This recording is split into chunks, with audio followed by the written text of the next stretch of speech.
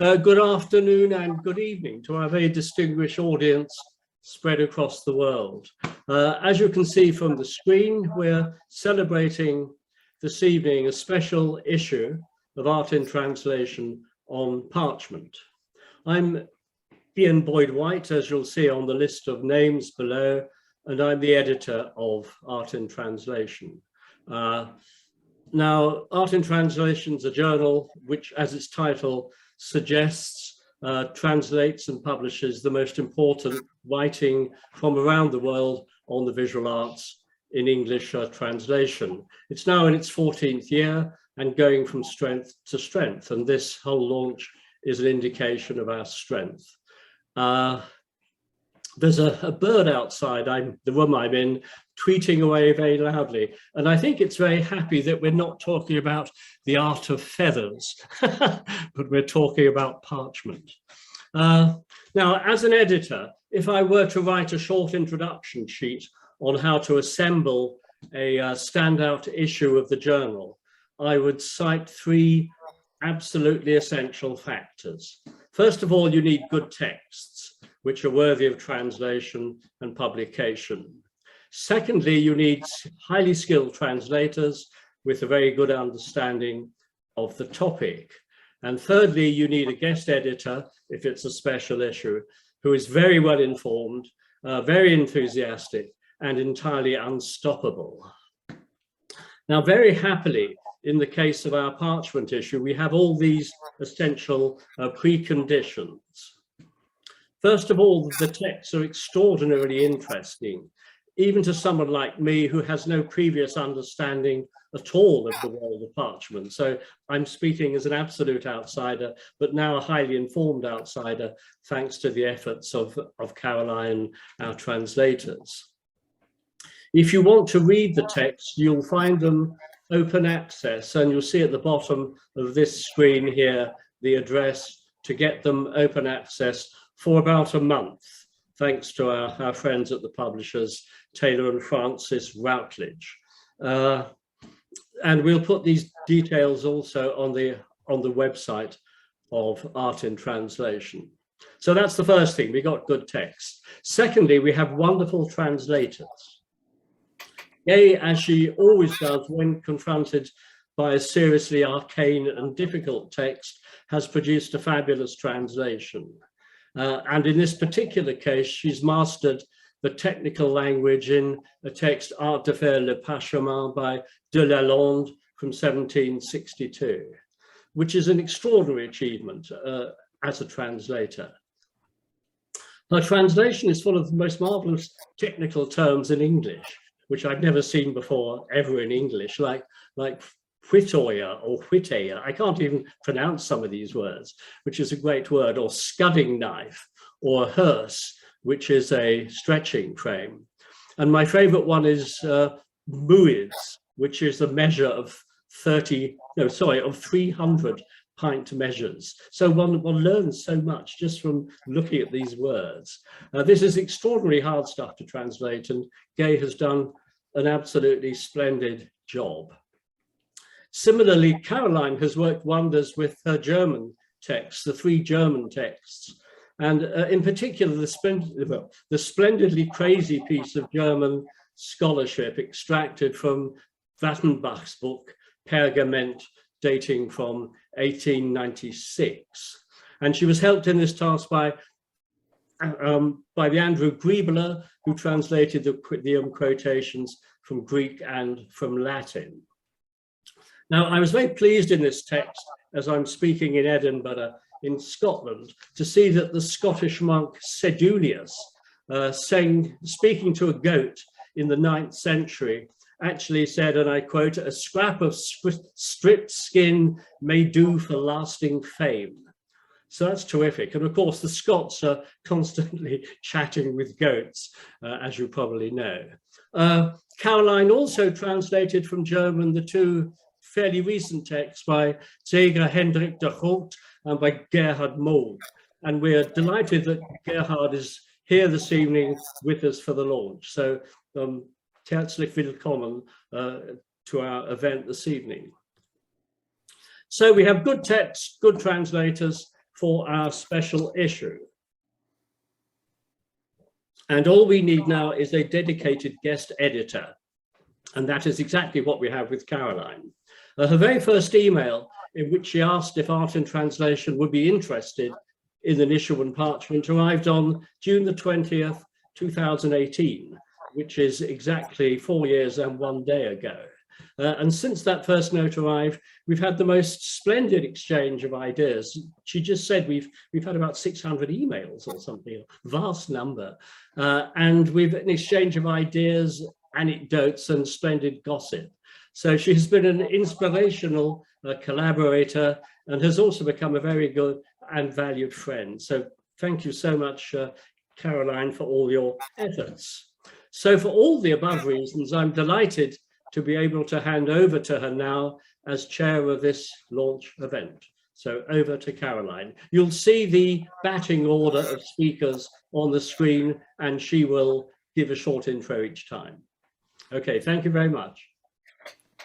Gosh, thank you, Ian, so much for that wonderful introduction. Thank you also to your colleagues, Christina and Mira. I want to extend my appreciation to all of you for making the Parchment issue possible and for organizing this really lovely event. But also, I want to thank you for all of the future issues of Art and Publication that is certainly going to make hundreds more pages of scholarship available in English translation. So thank you. So as you all see, we have a number of fabulous speakers lined up. I'll give a brief introduction, and after this, each of our speakers will speak for a few minutes responding to our translations. But I wanted to give you a quick description of the genesis and evolution of the Parchment issue, just for a few minutes. My interest in Parchment started probably over 20 years ago when in 1999 I saw two exhibitions, one rather simple and one absolutely mind-blowing. One of them was in a German monastery in southwest Germany, in Kloster Bebenhausen, where there was a very small and simple display that showed basic steps involved in parchment making. It was simple, but I was intrigued. And then later that year, when I returned to the United States, I went to the Walters Art Museum in Baltimore, where I saw the absolutely stunning exhibition featuring the Archimedes palimpsest, which of course Abigail Quant worked on extensively for many, many years. And I have to say, both of these exhibitions, as different as they were, really fed the flames of what was going to prove to be a really sustained obsession with parchment. So as I started reading more about parchment, one phenomenon became very clear, which is that terminology associated with parchment is not always clear. For example, is parchment meant as an umbrella term for all untanned animal skins that are dried under tension, or is it specific to sheepskin? Is vellum simply a term that we can use in reference to very fine parchment, or does it always have to be made from calf? Is virgin parchment made from the skin of aborted fetuses, or is it made from the skin of a young goat? So I came across a lot of conflicting terms, which many of you probably do too. And if there are conflicting terms and definitions in English, I knew that translating texts about parchment from other languages would offer even more challenges. So, as Ian said, 4 years ago, I decided to combine the terms in Google Art History and Translation, which happily instantly brought me to Ian's website, Art and Translation. And before long, Ian and I were exchanging messages about the possible translation of a single text.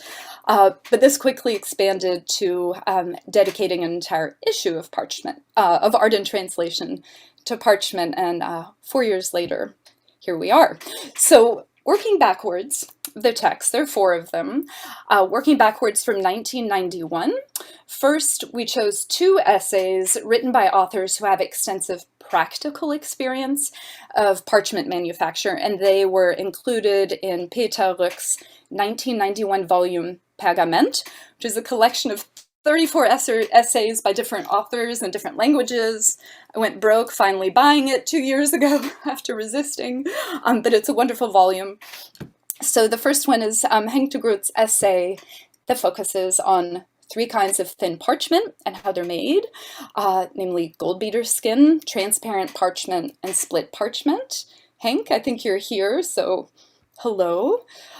Second, out of this volume is Gerhard Mugh's text, which describes the characteristics that you can find in finished parchment that can reveal information about the animal from which the raw material was gathered. And it's possible that Gerhard is with us today as well.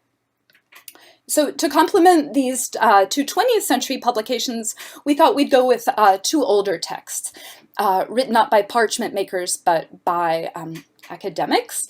One from the late 19th century, Wilhelm Wattenbach's chapter on parchment from his book Das Schriftwesen im Mittelalter. And then last, but definitely not least, the oldest and longest text that we translated was by Jérôme de Lalande from the 18th century, an in-depth examination of the French parchment trade during the pre-industrial era. De Lalande also read an essay on parchment that was translated into English many decades ago. So this translation of his parchment treatise is long, long overdue and is a very special contribution to the field. So having said that, this brings us to our first speaker, Gay, who translated de Lalande's work. And I'm sure she accumulated a wealth of knowledge about parchment through this translation, maybe more than she expected. Gay was associate professor of French and performance studies at the University of Sydney and in retirement. Fortunately for us, she's had a lot of time, a lot more time to commit to translations, and we have her to thank for the de Lalande translation. So with that, Gay, I am thrilled to turn things over to you. Thank you, Caroline. Thank you. And thank you, Ian, too. And hello, everybody. Yes, well, Ian's comment about needing knowledgeable translators made me feel a little uneasy because, as Caroline has said, my professional background is in theatre and performance studies, so very remote from parchment making. So I came to this without any prior knowledge or even really the experience of handling parchment as a curator or an art historian. But translating the text has been a fascinating experience, not least because it introduced me to a group of experts located variously in Washington, Baltimore, New York, Dublin, Copenhagen, and Paris, all with specialist knowledge of parchment and the processes involved in its manufacture, and generously willing to make suggestions about appropriate terminology, which has been a really key problem with this text. So in the isolation of the COVID lockdowns, I became aware of the existence of a whole community of parchment specialists and parchment fans, eagerly awaiting the publication of an English translation of de Lalande's treatise. So yet another indication of the valuable contribution to scholarship made by the journal Art in Translation. What emerged so clearly from this text is that Jérôme de Lalande was a consummate man of the Enlightenment, fluent in Latin and Greek, steeped in the classics, but equally au fait with contemporary scientific thinking. He was imbued with the spirit of the encyclopédie. You just get that from this text. He's interested in everything, was evidently just as likely to be observing workers in their places of work as doing research in a library or a government archive. His work method involved asking questions, watching, sketching, listening, and noting with great precision the language the workers used to name their tools, the various processes involved in the work, and the nature of the skins they were treating. His text provides an extraordinarily detailed account of the manufacturing processes involved in the production of parchment in the latter part of the 18th century. So 1762 it was published. He also provides fascinating information about the organization of the parchment trade, the regulations imposed by the guilds, and the historical role of the University of Paris, which owned a monopoly on the distribution of parchment in the Paris region. So they charged a fee for every sheet of parchment used in the Paris region. It was a very handsome little earner for the University of Paris. Now you get the impression of Lalande from this text as a man who was endlessly asking questions, making connections, fascinated to find out how things worked, chatting to an eminent scientist who shared with him his recipe for green dye to tint parchment, chatting to another who studied the effect on parchment that had been damaged in a fire and thereby discovered something important about the nature of skin. So much of the text is the result of what we would today call ethnography or ethnographic fieldwork, or even participant observation. It thus poses a variety of challenges to the translator, who must try to find equivalents for the many precise terms he noted while observing men at work over the long hours that a working day lasted at that time. In one of his passing comments, he says that a single worker doing a particular procedure could treat 200 skins in a day at the rate of 18 an hour. So that gives a working day of over 11 hours without counting breaks for meals or rest. And I would imagine that it was physically demanding and repetitive work, very hard work. So he was present in the places where the skins were being soaked in lime pits, stretched on frames, scraped and pumiced, and he noted the actual terminology used by the workers to refer to their tools, to the skins, and to the various procedures. Sometimes the terms are fairly jocular. In particular, the anatomical terms used to refer to the parts of the skin and where on the animal they're located. Sometimes he gives more than one term, suggesting that different groups of workers may refer to a given procedure slightly differently. So one example is édosser or dossoyer, two different words, both having the same word do in it for back. The procedure is when the wool-bearing side of the skin is being scraped, but the workers would refer to that as variously as édosser or dossoyer. I've translated both of those as working the backs. Couldn't come up with two terms. So the problem for the translator is that parchment is no longer being manufactured in the same way that it was in the 18th century. It's more of a niche or luxury activity now than the working class industry of the 18th century. So while I have consulted actual practitioners experienced in the craft of making parchment, I cannot have access to workmen engaged in the industrial process of treating animal skins to find the terms that they use. And this is why, for instance, my English translation of the terms for the parts of the skin clearly come from a different register, a much more middle-class register, let's say a less popular register than the French. And so they're a bit less colourful than the vernacular French reported by Lalande. Underbelly, for example, is a little bit bland for boudin, a term that Lalande twice explicitly says refers to a ram's genitals. But underbelly is what I'm assured is the term used by modern parchment makers to refer to that part of the skin. I was also told that front of back leg is the term now used to designate the part that Lalande's workers call the tétine, with its clear reference to teats or others. Back of foreleg is used to refer to the delicate skin under the front legs from what would be the armpit if animals had armpits, and Caroline and I did discuss that matter. The French term here is brisé. So I thought of using brisket, which is the English term for the cut of meat that comes from that part of the animal and must surely be related etymologically to brisé.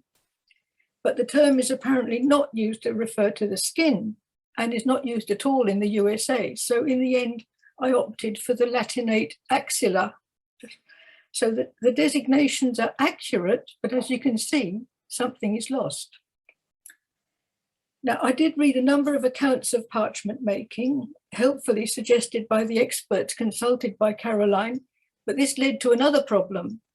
There's no unanimity in respect of terminology, as Caroline has already mentioned. Some people say pouncing, others say buffing. Some say straining, others say stretching. What's a straining board for some is a stretching frame for others. And then there is the way certain French terms have been retained in English practice. For example, the herse, or frame on which the skins are stretched to be scraped and dried, is actually called a hearse by English-speaking parchment makers. So I was told. I'm not sure why this usage has been adopted and if it suggests that modern parchment makers base their work on that of French practitioners, or if it's something more ancient. Readers will doubtless be struck, as I was, with the profusion of terms for weights and measures and different coinages. Even from the perspective of the 18th century, there were ancient systems of measurement or currencies that were still in use, together with more modern versions. And there were differences between different regions, and some seem extraordinarily imprecise. For instance, one of the measures, this is the mood that Ian mentioned at the beginning. There's a dry measure of a mood. One of the measures of that, the mood of dry lime, is it's a full load for a 3-horse wagon. So you can how much does that actually mean? Napoleon's introduction of the decimal system a little bit later, a generation or so later, the decimal system for weights and measures and currency must have been an enormous relief for everyone engaged in any form of commerce in France. Now, the latter sections of Lalande's text deal with the history and organization of the parchment trade in France, and they result from his researches in various archives and the government departments. And he's both historian and sociologist, assessing the annual income of a parchment maker or quoting the regulations established by the guilds. And the task for the translator is different again in these sections, especially in respect of that wonderful document dating from 1547 that he quotes in full. I've never translated a medieval legal document, but it was completely fascinating, not only because the king refers to the University of Paris as his dearly cherished and greatly loved first daughter. Wow. Wouldn't it be nice if our contemporary governments thought of universities like that? But also, this text is unintentionally comic because it goes on and on and on. There are 20 lines of history and background before you get to the crux of the matter, which is that the university has mislaid the document. The original document authorizing it to charge a fee on every piece of parchment traded in Paris, a right that it had already been exercising since time immemorial in 1547 when this document was written. So just imagine the panic when they realized they couldn't actually prove that they had the right to charge this levy, this fee. So it is a kind of rather comic document. If you read it, it's quite theatrical because the tension increases then. There's another 20 lines of requests and appeals to the late king, the current king, the Privy Council, and so on, before you reach the magic word, yes, yes, the rights are accorded as in the past. And I can just imagine this august group of professors at the Sorbonne listening to the rector reading that document and bursting into cheers at that moment when they finally realize they have got the money. So translating the art of making parchment was a pleasure, and I hope that many more people are now going to be able to access the knowledge that Monsieur de Lalande has so painstakingly accumulated and presented with such clarity and wit. Thank you. Okay, thank you so much for your insights about your translation. I think Lalande's text spans everything from very formal regulations at the university to terminology with armpits. I think we probably exchanged about 20 emails about what to call them. Like you said, animals don't have arms, but legs. So I think I'll forever associate you, but also Jiří Vnocek with Delan's text. And it's my pleasure to introduce Jiří, because we have him to thank for being the one to recommend the translation of this text, but also during the translation, reviewing drafts, weighing in on terminology, and providing us with invaluable insights. Jiří is a conservator of parchment, paper, and bookbinding at the Royal Danish Library in Copenhagen. But he's also an expert in the visual assessment of parchment in medieval manuscripts, and his research includes reproducing parchment using experimental techniques. He leads workshops, and I think he knows it's my not-so-secret desire to participate in one of them one day, so keep me posted, Jiří, and I'll pass it over to you now.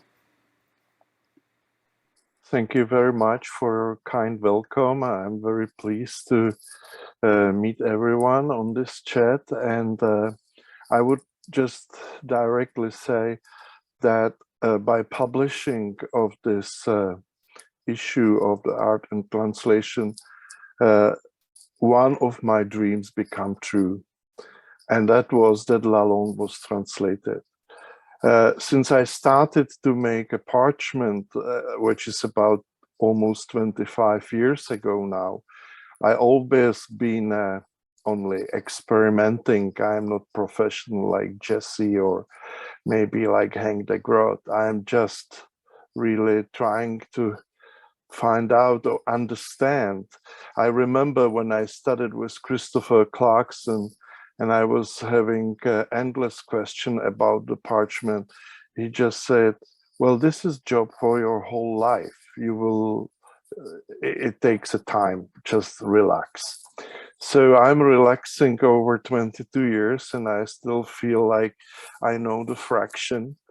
And of course, when you start to produce parchment or experiment, in my case, you need to find out some treatise, some recipes, and some information. And I was very disappointed in a way that most of the medieval texts, of course, are very short and very unexact, and very often different sources put together without making too much sense. And then one day I have found Lalonde, which is unfortunately for me in language I don't speak.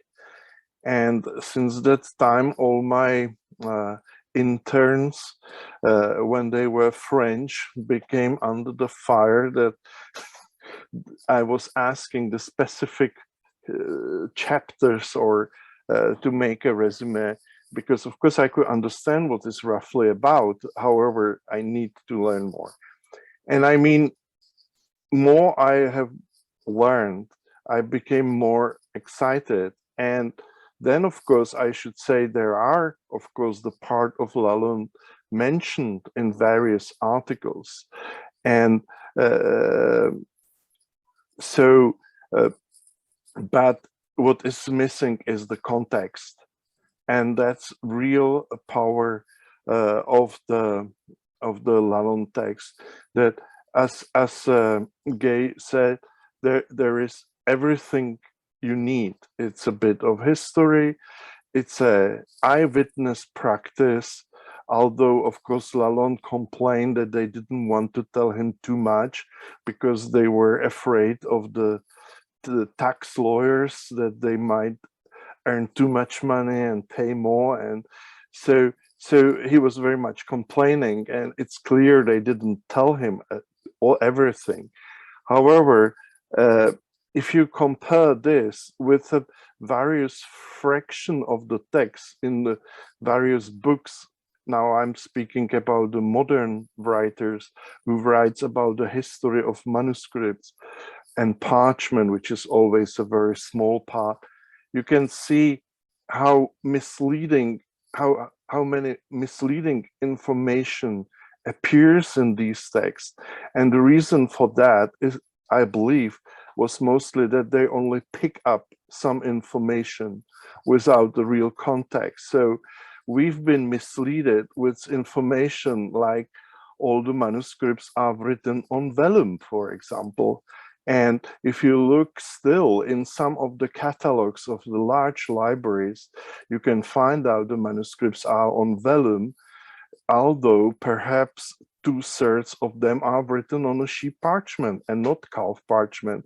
So I think Lalonde, when I finally could read the whole thing in a very delicate translation, once more, thank you, Gay, it's rather amazing.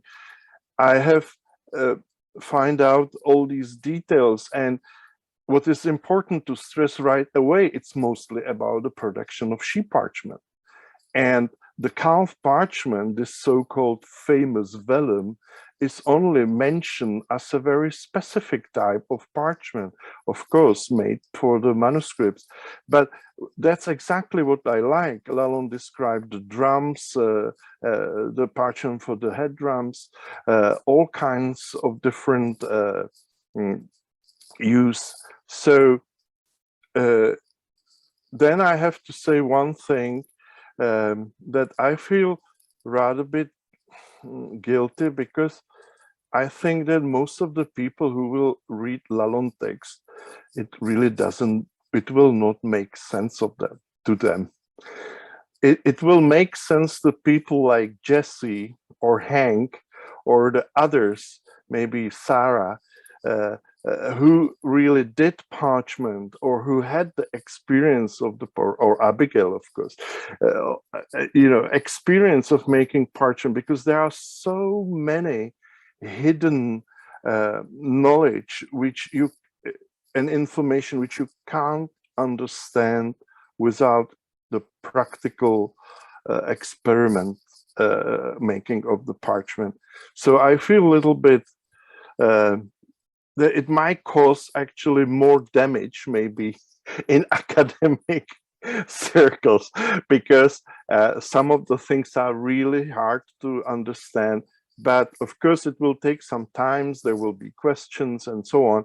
But it's really amazing. So I would really thank you very much. And I, of course, have to add that the 3 texts are super important too. Of course, Hank text, which is really, I would say, the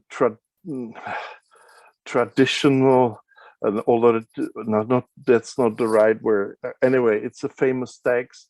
And of course, Wattenbach, I think this is something which brings the resume of the review of the literature about the parchment. And sometimes I have feeling that if the most of the writers or who've written about the history of parchment would be reading the German and Wattenbach, there will be much less mistakes in their text about the parchment making. So thank you, Lalonde. Thank you, everyone. I'm so pleased and I'm so happy to meet all of you here today. Jiří, thank you so much for being here, especially since a few days you're off in a monastery without access to digital access, and now you're here with us over Zoom over many miles. So one thing I think about with Lalonde is that part of the purpose of the publications that the Académie put out was to share information for the purpose of advancing society rather than withholding information. So I feel like these translations are contributing to the cause of sharing and advancing. So next, Abigail Quant, which I know many of you know also. Abigail, I'm so glad you could be here. And Abigail is the head of book and paper conservation at the Walters Art Museum, manuscript conservator extraordinaire. She's published and lectured widely on manuscript conservation, parchment manufacture, bookbinding, purple codices, and not to mention her many, many years of work on the Archimedes palimpsest, which one of your publications is titled The Challenge of a Lifetime, which I can only imagine. So yeah, over to you, Abigail. Thank you, Caroline. So this is an exciting moment, I think, for all of us, and especially those of us who are responsible for the care and preservation of early manuscripts on parchment. In addition to working on the collection at the Walters, which includes almost 1,000 manuscripts from all different periods and cultures, I'm also actively involved in teaching. So every 2 years, I lead a 4-day workshop for book and paper majors in the 3 East Coast conservation training programs in the US. And so they all come to chilly Buffalo, New York in January. It's very cold, but it's a friendly place. And we talk about parchment and how it's made. We discuss all different ways that parchment objects can deteriorate. And then we address different methods of treating, conserving parchment. So it's an opportunity for these students who, many of whom have had no previous exposure to parchment artifacts or really understanding even what parchment is, to learn about it in an intense setting and hopefully have some information to go away with, and then they can do further research. So the translation of all of these texts, I think, is exceedingly important for the education of young conservators. And I want to highlight a couple of things. I was just sort of musing about sort of what's the takeaway for me for these translations. So first of all, I would say Lalande is an amazing text because of the level of detail. Of course, we have nothing like this from the Middle Ages, and only just this very brief mention of parchment making from the 8th century, but no descriptions. I mean, there is some archaeological evidence. Up in Scotland, there was a parchment site that was discovered and written about.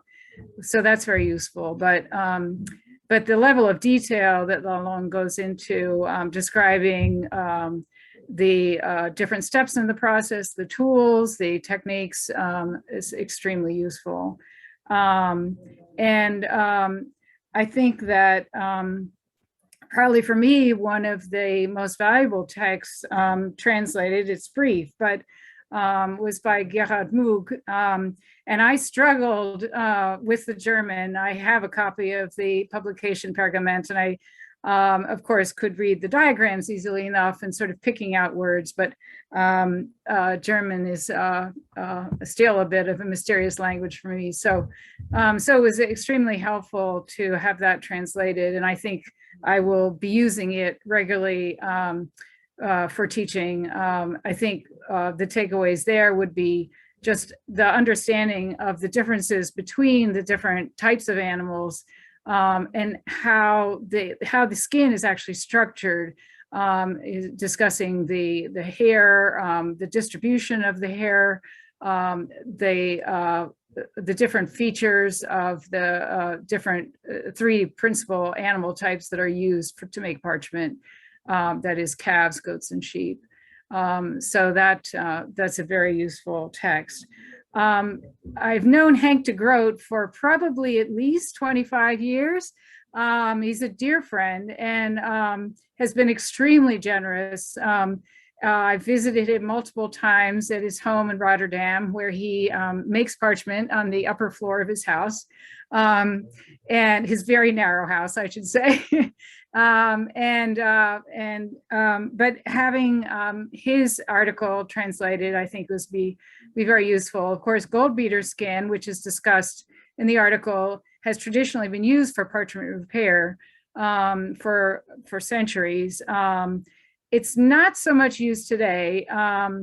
But the one thing that is not discussed in the article, but is discussed somewhere else, is alum tawed gold beater skin. So this is gold beater skin that's been actually processed like other alum tawed skins to make a sort of an amazing product that has the thinness and the flexibility of gold beater skin, but it's also an opaque white color.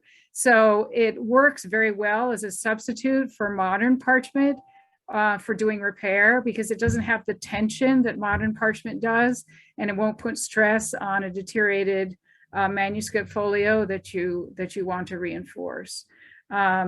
So, and then another aspect of Hank's article, he talks about split parchment. And this is still a bit of a mystery, especially when we're talking about the Dead Sea Scrolls and these very ancient parchments. Of course, Menachem Haran, who Hank quotes, wrote about these different types of Jewish parchments at length. But it's something that really has still not been explored with the actual artifacts. For a lot of political reasons, of course, but I think it would be nice if the new team of conservators and scientists in charge of the Dead Sea Scrolls might at some point be able to really delve into this question of whether these are really split skins and how they might have been prepared. I mean, they are incredibly thin. And so I think it is possible that they were actually split. Perhaps not split entirely through the thickness to make two separate pieces of skin, but maybe peeled, as in the way that Yerzy discovered when working on these 6th century manuscripts. So that's sort of my takeaway. And I appreciate the time to participate in this conversation. Hey, thank you, Abigail. One thing that I thought about while you were talking is that how often parchment artifacts are stored in paper collections and how utterly different they are in terms of their needs. And, I'd like to hear more maybe later during our discussion about how the training to become a book conservator or a conservator of parchment unfolds, because the needs are so different, but they're often stored together. So, but thank you very much. So Matthew Collins is here with us also. He teaches biomolecular archaeology and paleoproteomics and the dual appointment, right, in Cambridge and Copenhagen. And his research focuses on proteins in archaeological and fossil remains, including parchment, and along with his colleague Sari Fiddiman, developed a non-invasive sampling method to test the proteins in parchment, and through this method can identify the animal species from which it was through which it was made. So a great sort of supplementary way of investigating parchment with scientific methods. So with that, pass it to you, Matthew. Thank you very much, Caroline. And yeah, I can't present without actually sort of formally showing slides. So I actually made a series of 75 slides, which I've now cut down very generously for you to just 11. And first of all, thank hugely to Gay. I mean, I love this comment here about the great many in this admirably detailed study. The fact that she's working again with the likes of Jesse and... Wait, Matthew, are you sharing your screen? I can't see anything. I'm sharing my screen, but it's not actually working. I can't see anything. Try to share it again. My whole screen. Let's see if this works this time. Okay, let's see if that works now. Ah, there we go.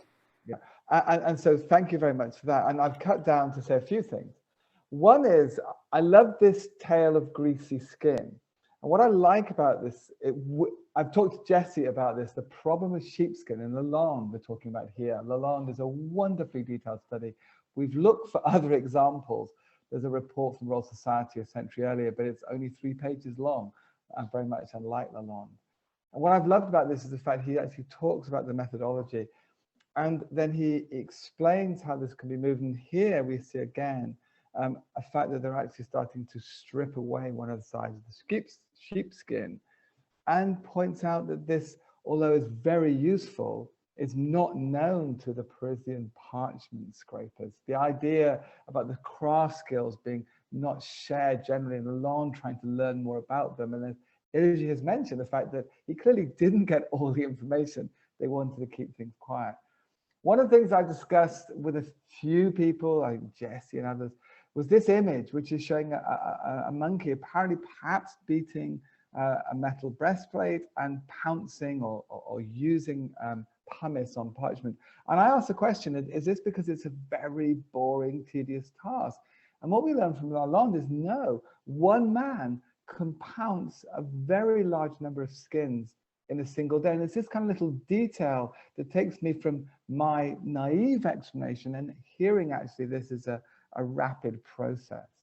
Similarly, we've always asked the question about the age of cast, because from an archaeological perspective, we don't find the bones of young calves on archaeological sites. And here we have Lalonde, and he tells us the animals are from 8 days old up to 6 weeks. We thought, based on the size of parchment, 6 to 8 weeks. And then he's talking about the times of year in which the animals are being slaughtered and the times when the production can be made. So really narrowing down the dates, which is incredibly valuable for us trying to understand the livestock economy. And again, we've noticed on the surface of parchment, particularly on legal documents made of sheepskin, the fact that the surface is coming away, and we are now seeing a move towards the use of sheepskin for legal documents happening in the 12th and 13th centuries. And now we suspect what is also happening is a process that he observes here on the drawings of Père Puget, where the surface treated with chalk is actually coming away. And I wonder whether this is actually the process. So reading something else into the documentation, the detailed information that he's produced. Also, I think that fascinates me is we know that paper is often treated with parchment. And what we're seeing here is actually the paper makers are taking, to make the gelatin for sizing paper, the very same skins cut from the frame. And we've been really intrigued to look, for instance, at the transition from parchment to paper, which is happening in Venice at the turn of the 15th century, and really begin to, and the stories that have been talked about here about how this is operating are, to me, fascinating. Finally, I mean, to look at the details of, where he's talking about where this parchment is coming from.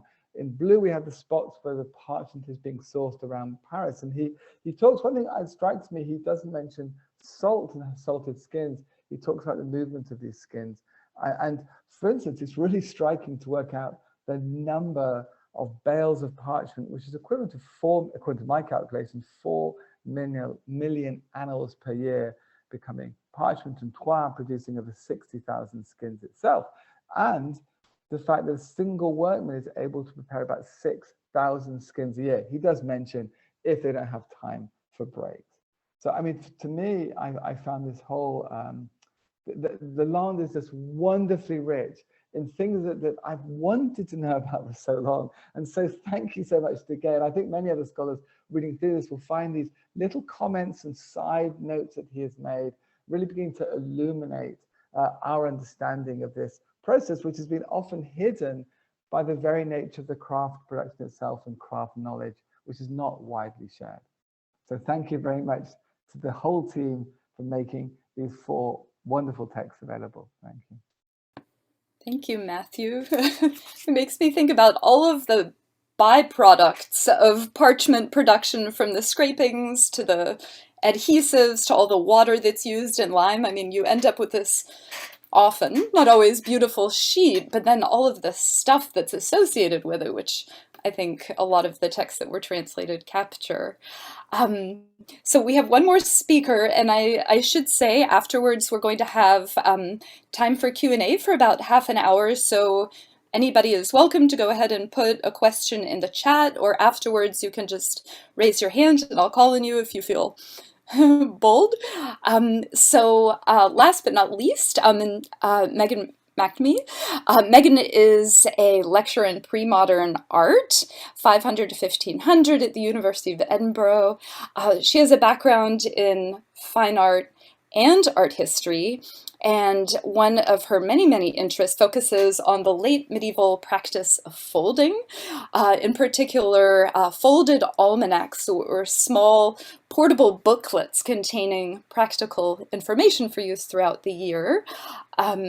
So with that, I'll turn it over to you, Megan. Thank you so much, Caroline. And my hearty congratulations to the enormous team that put this together and contributed to the special issue. If you look at everyone who translated different phrases in different languages, it really is an enormous group effort. And a huge thank you for doing this, because as I'll get to, I see it being an incredibly productive set of texts to work out of in different domains. And so I've been asked to speak briefly about the relevance of the issue for someone who both researches medieval manuscripts, but also teaches on and with these objects. Again, I'm an art historian, so I'm looking at them at a lot of painting on parchment, but as you'll see, a lot of objects too. And the translations, this issue is extremely relevant to my work, but it's also really timely too. And so I'm going to show you why that is. I actually received the invitation. I'm going to share my screen and go to full screen. I actually received the invitation to be part of this launch, though I did not contribute to the special issue, while I was in the archives looking at this kind of book, which Caroline was just describing to you. So currently I'm working with a team to catalog these concertina fold almanacs. So almanac, these are books that are related to time. And I'm showing you a picture of this unusual book type. And this example may in fact be familiar to Jerzy, whose name I've just mispronounced, I'm sure, as it's in the Copenhagen Royal Library. And here you see this tiny gilded book when closed, and here you get a glimpse of it partially opened. And I just want to talk about this book type because I think it shows off parchment. And then again, I'm going to give a few comments about the particular texts. But I thought this crowd would really enjoy looking at a rather peculiar parchment object. So concertinas are formed of oblong sheets of parchment, often multiple membranes, sewn or glued end to end, and then folded in half lengthwise to form a narrow strip. And then this strip is then folded into a zigzag pattern so that they resemble an accordion or concertina, hence the name. Thus folded, these manuscripts fit easily into the hand and can be paged through in a manner not unlike their codex cousins, but a little bit like a pop-up book, and you saw the picture of the Copenhagen manuscript partially opened. The pages open up to reveal more information within, and cuts in the parchment allow a viewer to access interior content without unfolding an entire sheet. So manipulating these manuscripts and watching others, mainly conservators, gently grapple with them, I find myself thinking a lot about parchment, and I'm particularly interested in historic understandings of its physical qualities, its quasi-two-dimensionality, sidedness, opacity, color, and pliability. And one thing that really struck me while I was reading through the various texts is how these qualities were achieved. So we get a glimpse of a more detailed glimpse than you often get in medieval tracts and documents, so pictures and written text of how these things are achieved. And so I, through close study of the object, investigate whether, how, and why such characteristics were valued by medieval makers and audiences, and the ways that they were exploited to produce meaning. And so I'll give you one example. Within the concertinas, time this complex notion of time as a point, as the present now, as an extension, an interval or line, and as a cycle is captured via the folded format. And so I think it's really interesting the way that this fundamental concept, like what time is, when expressed verbally, comes across as a paradox. But when it's expressed through parchment, that medium quite easily embodies what is verbally paradoxical, or might be considered paradoxical. So one can focus on and attend to in the concertinas the present month, and then drawing out the manuscript, they can consider all 12 months. So the fluidity with which one moves from the present moment. So on the left, you see an image of a labor of the month. It's, if you open this little flap, you'd get the calendar inside with the saints, the feasts of the church, picted in little glyphs. And then if you close that back up and stretch the manuscript out, you get the full year pictured through the labors of the month and little diagrams that depict daylight and darkness. The year in turn, so you get the month stretched out, extended to the year, and then the year in turn is embedded, can be understood as a unit or cycle within the larger epic, the sixth age of salvation, which began with the birth of Christ and the death of Christ. And so you see at the center of this slide those images of the labors. This is the manuscript completely flattened, and its exterior sides are what you're looking at. And so the line down the middle is what we call the cardinal fold. So you would fold that, and then the text that you see on your right would be the opposite side of the images that you see on the left. And so what I'm saying is that the year represented by these little figures doing their labors for each month is back to back with the text that begins with the text of John. So in the beginning was the Word, and the Word was with God. And that is the incarnation of Christ is described alongside the beginning of the year in January. And at the end of the year, you have his crucifixion. So you're embedding the yearly cycle of the seasons within this larger space of salvation.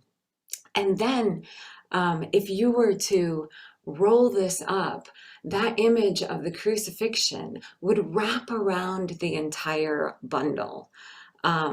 So the latter image wraps around the folded bundle to form a cover. The cross then becomes a circle. Christ's arms extend. And so he ever embraces, ever circles, and is ever present around in this time that is described within this manuscript and present through his sacrifice. And you can see the chalice set next to the image of the crucifixion.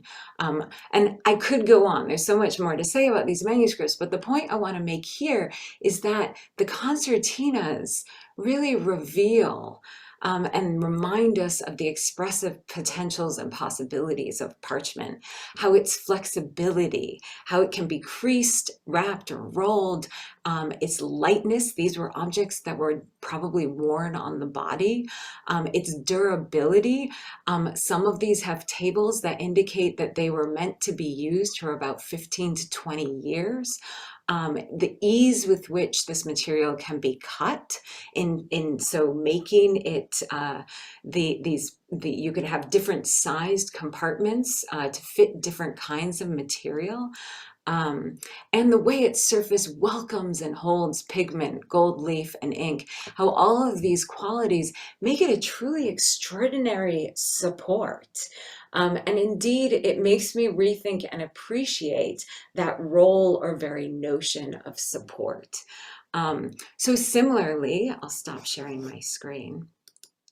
Similarly, the text selected and translated in this issue of Art in Translation suggests the potential of this seemingly modest medium for teaching. Reading through the De Lalande article, I was struck by the richness of the account. As Abigail noted, nothing so detailed exists from the Middle Ages. So I think this is something that, even though we're going to keep in mind that this is an 18th century eyewitness account by an academic, I can imagine it generating conversations and getting students thinking about so many topics that have been mentioned by the other students. But I'd add things like the cooperative nature of the endeavor, the way complex networks of butchers, parchment makers, coopers, glue makers, cloth and blanket makers, booksellers, binders, painters, all of these individuals created relationship through this material. You see the intersection of all these trades quite vividly in this text. And also the environmental aspects. This was something that really came out to me. Like, I've often thought about the animals themselves and the raising of the animal, but things like the effects of weather. So frost creates coarse parchment, sunlight causes the material to contract and lead to splits, rain stains it. So the way that it was not only seasonal in the way that Matthew mentioned, but also just the weather could change it. And these amazing and canny tricks, like leaving the edges of the stretched parchment hanging on the hearse so as not to lose these skewers and where they're set to. These little tricks of the trade where you think, oh, that's this know-how that's built up through experience that's being passed down to us. And the many of uses of parchment outside of books, windows on drubs, as covers as jars, and apothecary shops. All of these things, I think, just make it an incredibly rich text. So thank you, and I look forward to the conversation. Wow, thank you, Megan. I'm tempted to make one of these folded almanacs after seeing those. And I especially appreciate you as an art historian also taking a great interest in materials. And one thing, when you were showing the video and talking about time is embodied in those little almanacs, not just in the time it took for the animal to grow, but the importance of timing for the parchment maker, timing his or her work with the liming and the dehairing and when to have the animal flayed, and then recording time in the format of months in the almanac. I want to forget Google Calendar and just carry one of those around. So we actually have a do-it-yourself one. I can send you the PDF. Oh, please. That would be, I would actually love that. Yurji can make the parchment and then someone else can how to fold Yeah, it. So, sadly, it's a little sad when it's printed on paper. The experiential aspect is really lost. yeah. Well, I'd like to say we can open up the floor to questions. I know I have many that I think I'll go ahead and start off with one that anybody on the panel is willing to answer, which is, since you were talking about folding, so I work with old master prints and drawings at the National Gallery of Art in Washington, D.C., and we have a triptych made of parchment that lives folded. And you're talking about these folded, much more complicated objects. Is there a general recommendation in the world of parchment conservation about how a folded parchment object should be stored? Is it better to have it unfolded, or is it better to keep it folded, but then anytime somebody wants to see it, it goes through its various manipulations? So I don't know if Abigail or Yurji have insights. It sounds like the almanacs are definitely stored folded. No? Oh. It's both, but I'm really interested in hearing the conservator's response. Lady first, Abigail, but... Oh, well, so just briefly, I would say keep it folded, just because I think to try and unfold it, because there's a memory in parchment if it's been folded and creased for a long time. And I'm afraid that you would put it under more strain along those fold lines if you tried to keep it flat. That's just my gut thought right now, not having seen the object, but I don't know how many folds it has. it looks like a lot. Well, I can say that when I've seen manuscript, I don't know, let's say 20 years ago, I was always excited that it was an original binding and I could see it as a three-dimensional object and see all the aspects of the from the folding up to the decoration of the boards and whatever. But the more I look at the animal and more I look the the anatomy of the animal on the folia, the more I of course like parchment manuscripts which are completely disbound. And I found it extreme paradox, because if you see codices like the Codex Vaticanus B in Vatican, it's all flat in between the folders, and that's a paradise for me. Recently, I've seen in Zurich in the Central Bibliothek one of the Tour Bibles disbound, and I could hold the whole skin of which was bifolio of the manuscript and see it through the transmitted light at once, which you can't do in when is it disbound. So when is it bound? So I would definitely think that the books should be kept as they were made and folded and bound, because you could say, okay, for Parchment it would be better to disbound the books, but I think that's really going too far. So these books were disbound because the bindings were too poor and they were distracting the parchment itself and perhaps even damaging it because it has the modern 19th century, 18th century binding. So it's understandable that, especially in the case of thin late antique parchment, they are kept flat in special envelopes or but I wouldn't really have the meaning whether to keep it flat or folded. I would think that parchment is a material which can survive the folding and unfolding quite well. It really very much depends on the condition of preservation, in which way is it stored, and if the climate is correct and the decent humidity, everything is kept as it should be, you might not hurt the parchment. Of course, if it was left somewhere in dry environment, that's the different question. So that's just.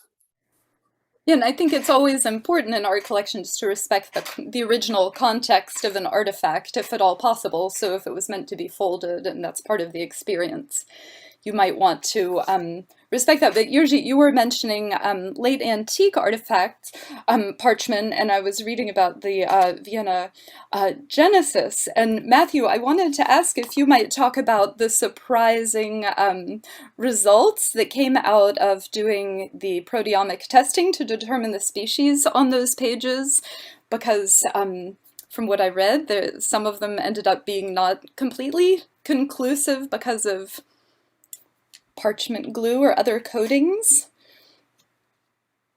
Oop, you're muted, Matthew. I'm sorry. Yeah, there's a problem with our approaches again, which is one of the reasons I was interested by the comments on the format, the source of the glue from the paper sizing actually coming from parchment. And that is, of course, that when you are looking at parchment, and you also notice in Lalonde, he's also talking about fixing errors in the parchment again by using glue. But the problem then comes because you end up using collagen, the protein that's dominant in parchment, from another animal if you're preparing the glue. And the net effect of that is, with our methods analyzing protein, what we end up doing is finding essentially two species for the price of one. And that highlights the issue around conservation treatment. I actually thought you were going to ask you about the strange nature of donkey skin. It wasn't. Oh, I do want to ask about donkeys. Can I ask my donkey question? No, because we know, yes.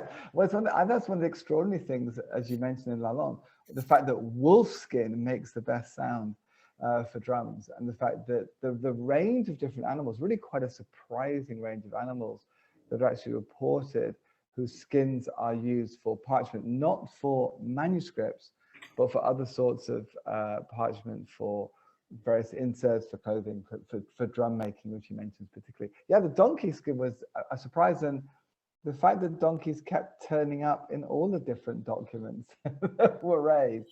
Yeah, everyone mentioned them. Yeah, I mean, so the thing I would mention very briefly around that is we have had a set of school children in Copenhagen analyzing leather, where we learned from the laws in Denmark that horse leather wasn't supposed to be used, and what we thought was horse but could be donkey is actually turning up in some of the archaeological leather. So yeah, the presence of this stuff is surprising to me, and I wonder now whether perhaps what we thought was horse leather may be something to do with some of these uses of donkey skin. Yeah, because I mean we're always thinking calf and sheep and goat, but yeah, all four of the translations, I just jotted it down. De Lalande writes about donkey parchment, not for inscription, but for timpani.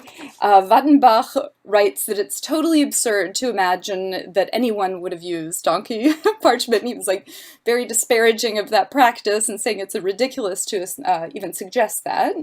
Moog wrote the donkey skin was probably used to make a substantial amount of parchment, and de Groot said that donkey bowels have been used to make lathe belts. So yeah, but so many antelope and wolf and so forth. Usually, you had your hand up for a second. Yeah, I apologize. I'm so eager, but I have to say that we have analyzed Prague Sacramentary with Sarah and our project, and that's the manuscript from the 8th century, made in former Bavaria. I mean, speaking about the old Tassilo times when the old part of Austria was Bavaria, and the most of the sacramentary was made on sheep and goat, and I will not go too much into details. There is a kind of problem to sometimes recognize the sheep from the goat, and specifically problematic is the hair sheep, which looks like a goat, but the protein says the truth. Anyway, in the end of the manuscript, there were a few folia which were even by Bishop described as a calf. And I just take a sample as well by the method which was mentioned, and Sarah suddenly, I think she even phoned me, and she said like, wow, yeah, I have to tell you something, because she was always happy when she found a different result than me, and she can show the scientific method, it really works. And she said like, well, about this calf in the manuscript, I have to tell you that it's not calf, but it's either zebra, donkey, or horse. And she said, I have excluded zebra. So Matthew will explain to you probably much better that there are some animals which have a similar proteins, but we have a candidate for donkey in this book. And just to mention the other book, the most famous, largest book, Codex Gigas, made in Bohemia and now living in Sweden. We will not go into details. So this is the book which is traditionally discussed as a made on donkey. And when I was in Sweden, in Stockholm, they didn't like me to take the sample. And I think that's because they want to get the legend live on. Actually, Matthew, do you mind, in case some of our audience don't know the process by which your non-invasive sampling happens? Yeah, so it's Sarah that developed it, not me. It's Sarah, very much Sarah Filament. But what it is you rub a balloon on your head, and you have hair, which I do not. You'll notice that your hair stands up. The hair is made of protein and the balloon is made of plastic. And what you're actually doing is transferring electrons from one to the other. So the idea is, if you're using dry conservation with a soft PVC eraser, as you gently rub the surface, you're actually stripping electrons and therefore also molecules off the parchment onto the eraser. That is how we erase errors and things like pencil mark on paper. So if you collect those waste eraser rubbings, and you can then extract the proteins from them, and these proteins are coded by DNA. There are differences between different species, and so by sequencing them, you can identify the differences. Sadly, as Irja's pointed out, the rate of evolution is quite slow. So for instance, telling apart a horse from a zebra is essentially impossible with the method. We cannot tell, if it were ever made, parchment from elephant or mammoth. Highly unlikely. But the point is, so we can get close, but fortunately we can tell apart calf, sheep, and goat. And as I said, it is rare for us to find other species being used for parchment. Sometimes occasionally deerskin, which is again also mentioned by Lalonde, but it's fairly rare. So I have a question about, we have these different ways of trying to identify animal species, and thinking about the pore patterns and the follicular arrangement. I've been looking at websites that have databases for watermarks for paper. Is there something similar in development for parchment and poration and patterns? Is that anything anyone has been talking about? We have certainly been discussing it. What we would like to do is to put online, and we're not sure quite how to do this yet, images that we have taken, and we've been discussing how best to take those images of sort of high resolution patterns of the follicle patterns that we can visualize. Of course, sometimes these beautifully made late antique parchment, for instance, you don't see them, they're completely removed. And then linked that to the identification, because as Irja pointed out, there are differences in the follicle patterns which are related to different breed types, which are going to be varying presumably at different times in the past and at different parts of the world in the past. So it is something we have discussed. It is not something we have implemented. Okay, something to look forward to down the road. So I'm going to gallery view. Anybody who puts their hand up, you're welcome to pose a question. We have about 10 minutes left. Anyone? Don't be shy. Yes, Mira? Okay, I was wondering if we could talk about parchment also beyond the Western world.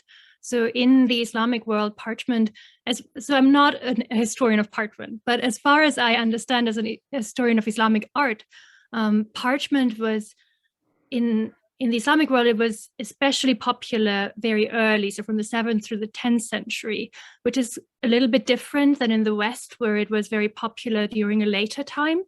And I was wondering if, for example, from the conservators' view, if you have seen differences in Islamic parchment and parchment of similar Western objects, or if you have, for the historians, if you have seen examples of cultural contact or of exchange of information. I would be interested to take this a little beyond Europe and see what your thoughts are. And for example, for Islamic art, the object I would think of regarding parchment is the Blue Quran, which is, yeah. Yeah, thank you, Mira. I'm so glad you brought that up. Abigail, is that something you could field? Yeah, I can definitely discuss this, and thank you so much for bringing this up, Mira, because I must say it drives me crazy when I read about over and over again in different texts, including Desroches' book on codicology, where he talks about gazelle skin being used for Islamic parchment. And I think this is a myth that's just perpetrated. But as far as I could tell, we happen to have 4 Qurans on parchment at the Walters. 3 are very early, and one is one of the Spanish manuscripts is a bit later. But they are all, as far as I can tell, on sheepskin parchment, which is pretty easy to recognize, and has very distinct features. And I've also actually looked at the Blue Quran leaf at the Met, and discussed the identification of the blue colorant, which seems to be indigo. I think that's pretty firmly established at this point. But that is clearly also on sheepskin. So I think that, you know, there may be ties, and this is something that I think would be interesting to research, between, you know, the very early manuscripts that Jirgi and I have been working on, the Western manuscripts, and then what was going on in the Islamic world. But yeah, I think the possibility of gazelle skin, you know, I mean, I suppose you could use any wild animal, but it would be a very intermittent source. And of course, as Gerhard Moog points out in his newly translated article, the skins of wild animals could have all kinds of defects. And so, in fact, they wouldn't be a regular source, ideal source for parchment for making very high quality Qurans in this case. So that leads me to another question, unless there's a question in the chat. Oh, Jesse Meyer also makes parchment in Montgomery, New York. His company is Pergament. He's here with us and said, I had someone send me a piece of dog skin parchment from Japan once. They said it was traditionally used to skin the heads of some of their stringed instruments. Wow. And Jesse also, when I visited him several years ago, had some squirrel parchment from some fresh roadkill. So just a quiet evening activity.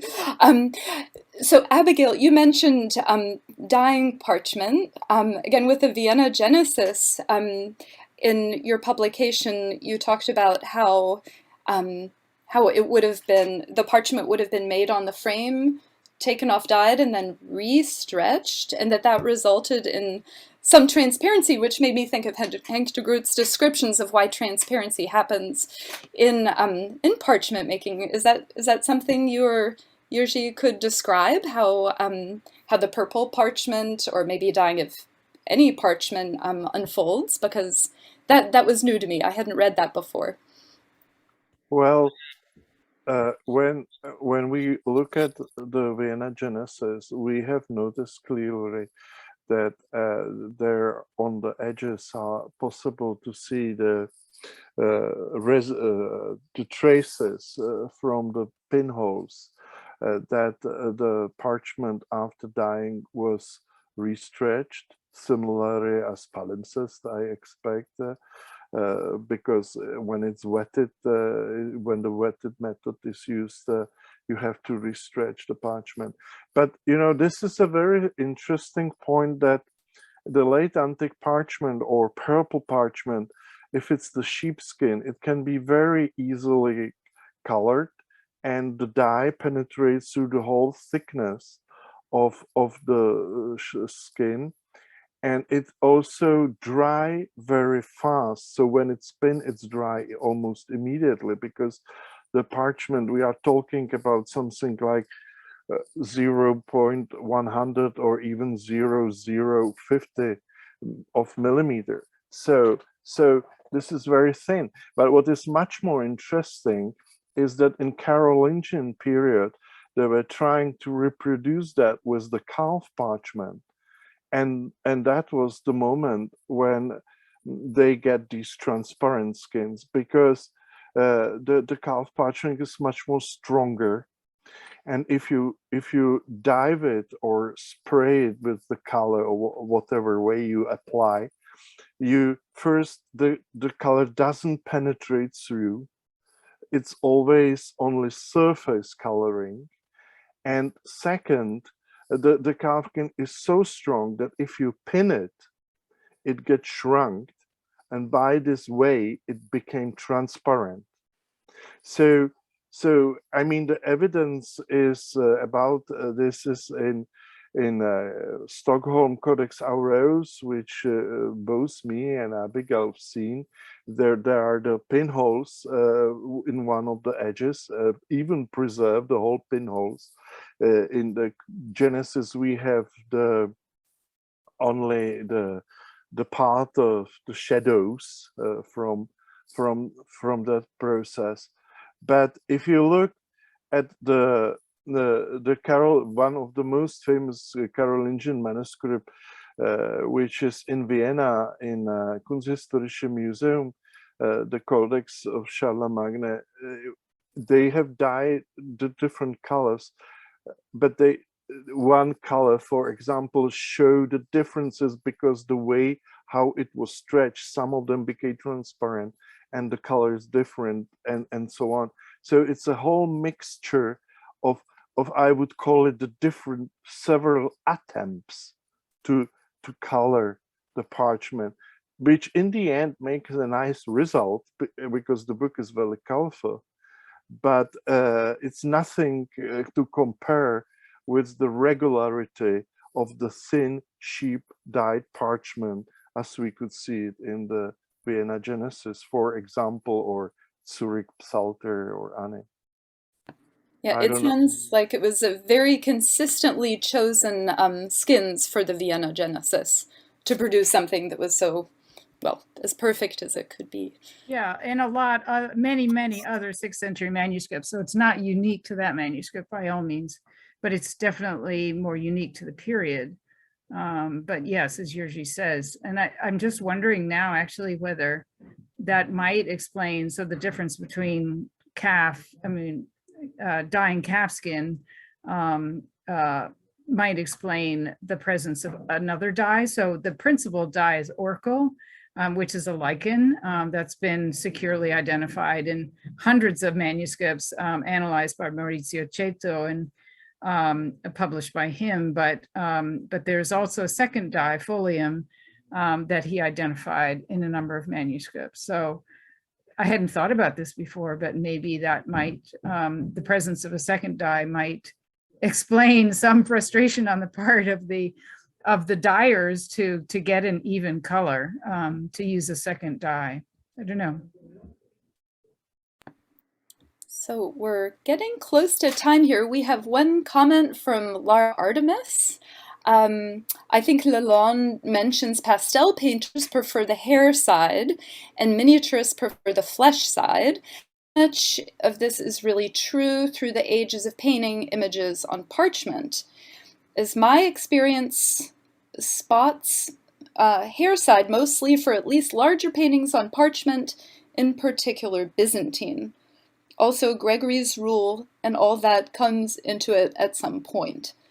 Is there anyone who has experience with painting on parchment or pastel on parchment?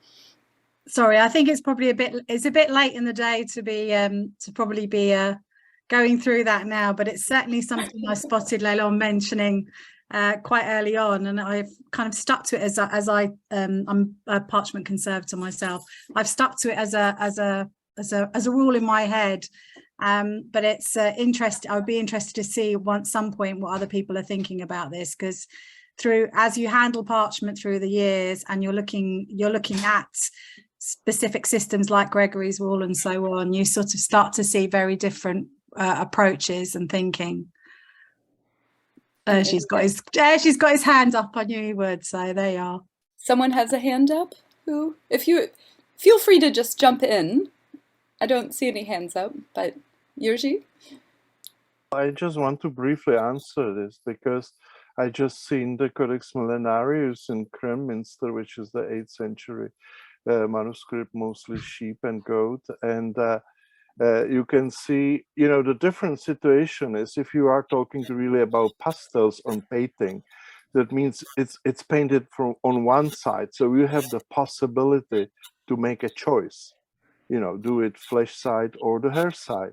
However, if you have the manuscript, you have some text you have to follow, and the illustration comes with the text. So it's not true completely that they would privilege the flesh side, which of course it's much better and convenient from the painting technique from the hair side. Specifically, if you do the sheepskin, you have preserved the grain mostly. So if you have so-called calf parchment or vellum, you have both sides equal. So they are never equal enough. There are always differences.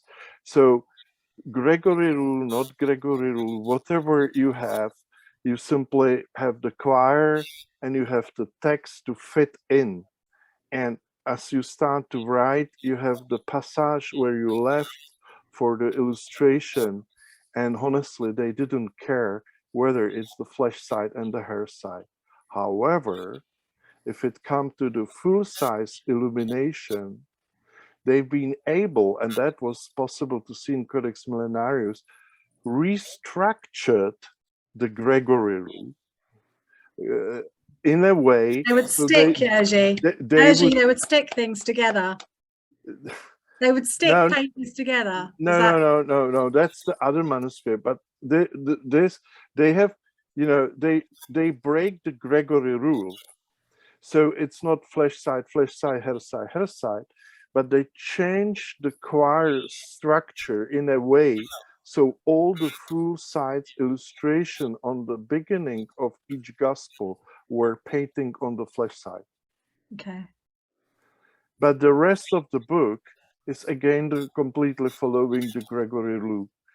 But if you go for calf parchment, then they simply paint it as it comes.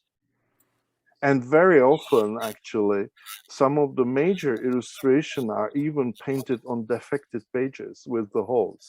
So they, who cares about illustration? Most important is text. that was the way how they thought in this way, because the text was important. The writers were the aristocracy in the process of craftsmanship. The painting was just the additional thing. No, I'm sorry, but I'm just trying to show you the medieval optic.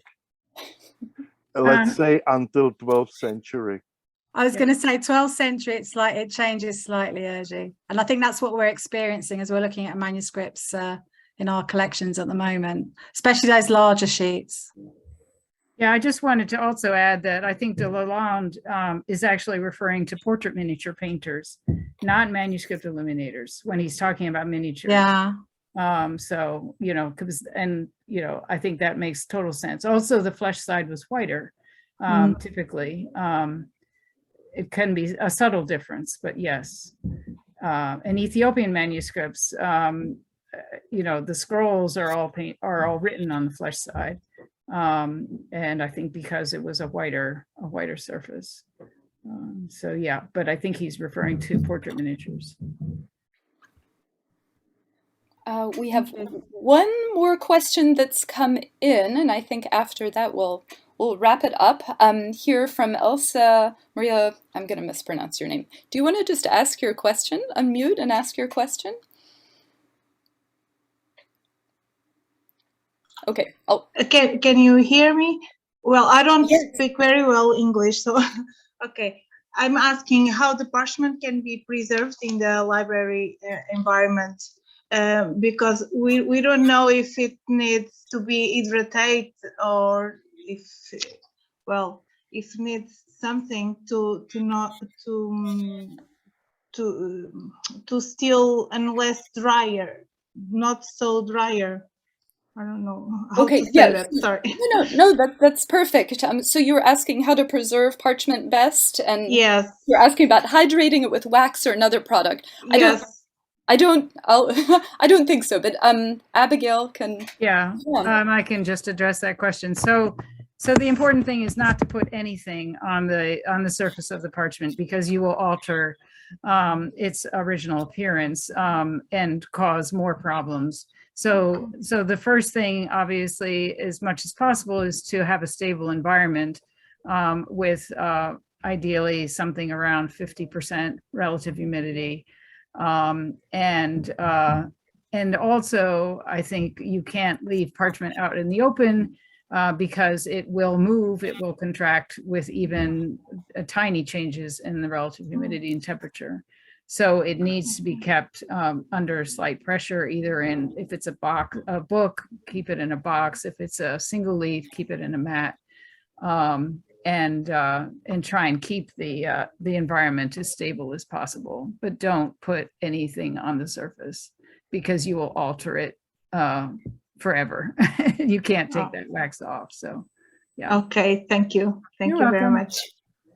Okay, well, thank you, everyone. I do want to say one last thing, Mira. I'm so glad you asked that question. And Ian, we did at one point talk about possibly doing a follow-up Parchment issue. If that ever happens, I would love to be introduced to texts that describe non-Western Parchment, maybe assemble a grouping that that broadens that area as well. So thank you for bringing that up. But So, could I just say a few words? Can you hear me? we can hear you. Excellent. Well, of course we could do. We can have endless issues on Parchment if we sustain the energy. I want to ask Christina to put a couple of slides up for me, and if you like, I can do the fond farewells as I started. Is that okay? I just wanted to go away from Parchment quite scandalously and explain what art and translation does, beyond Parchment. Just very, very quickly, these are our issues this year. The first one is already published on the art of Afro-Brazil, with a series of very important texts going from 1916 to 1957. And we're going to have a second issue on this theme in the near future. The second issue is a spin-off of an art in translation book entitled Hot Art, Cold War. And these are essays on the impact of art from the States in the Cold War countries of Europe. Now, these are actually scholarly essays from a conference we had on the theme. The third one, with Mira as the editor, is on Chinese art history in Munich. It's on various things. It's a Varia edit, churches in Nigeria, on the chimeric trace, the Makara, this marvelous symbol that went from India into East Asia, and Mona Hatoum. So we have issues which are just single articles, which are sort of our Varia issues. And finally this year, Korean postmodernism, which should be extraordinary. It's a thing we haven't ever thought about before. So I'm just showing these things to show that we are very, very vigorous, very diverse, and very ambitious. Could we have the final slide, Christina? No, here it comes. No, that's not the final one. Ah, that's the one. So my final very happy task is to thank you for joining us. Especially I want to thank Mira Schwerder and Christina Kiel, who actually set the whole thing up. And as you can see, I'm not very happy with the world of talking at my computer. I'm better in a pub than in talking to my computer. But they've been extraordinarily helpful in getting this whole thing set up. Do look at Art in Translation if you have a second. There's our website address, and you'll also find there how to get into the texts on Parchment for the next 4 weeks or so. If your institution hasn't a subscription to Art in Translation, do please ask the librarian as vigorously as you possibly can. It's not terribly cheap, but it's awfully good and certainly worth the money. Okay, that's all we have to say. Thank you, Caroline, for your expert sharing. Thank you to all our speakers for some extraordinarily interesting texts, and goodbye. We'll see you again, perhaps with the next Parchment issue. Okay. Bye, everyone. Thank you so Bye. much.